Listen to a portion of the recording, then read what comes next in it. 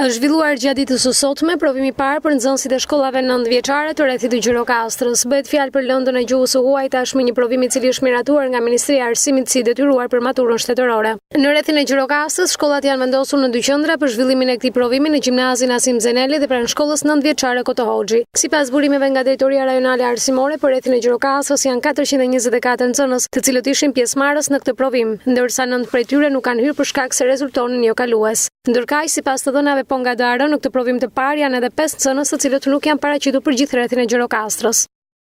Sot nxënësit e shkollave 9 vjeçare të klasave të 9-ta japin provimin e gjuhës së huaj dhe specifikisht gjuhë angleze, gjuhë italiane dhe gjuhë frënge. Kemi 2 qendra provimesh, qendra e numër 1, që është shkolla Koto Hoxhi, dhe qendra numër 2, që është gjimnazi Asim Zeneli. Në total kemi të regjistruar një numër nxënësish prej 424 nxënësish. Është një provim që do të zgjasë 2 orë. Ka filluar provimi në orën 10:00 dhe do të përfundojë në orën 12:00. Nga Drejtoria Arsimore janë marrë masat paraprake për zhvillimin e saktë të kësaj procedure. Janë përzgjedhur administratorët për këtë provim dhe në të njëjtën kohë janë trajnuar dhe janë marrë masat që ata të ruajnë gjitha standardet dhe të plotësojnë gjitha udhëzimet e rregullore së provimeve kombëtare të arsimit bazë.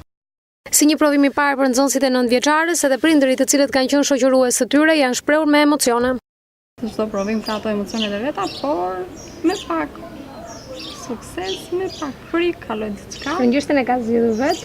E kishin gjuhë të parë. Dhe si gjuhë e parë e detyruar, si rregull që është vendosur nga Ministria e Arsimit, duhet të jepet provim. Jam shumë me merak sa të dalin në provim. Nuk them se su nxënëse mirë, po tani ka merak unë si prind.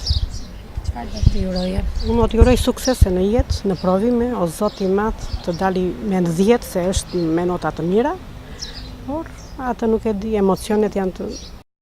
Jashtë kamerës, mësues të shkollave 9 vjeçare tregojnë se provimi i detyruar i gjuhës huaj është i domosdoshëm në ditët e sotme, ndonse niveli i nxënësve dhe mësuesve nuk është i njëjtë për qytete dhe fshatra të ndryshme, kështu që mbetet për tu parë rezultati i arrir në këtë provim.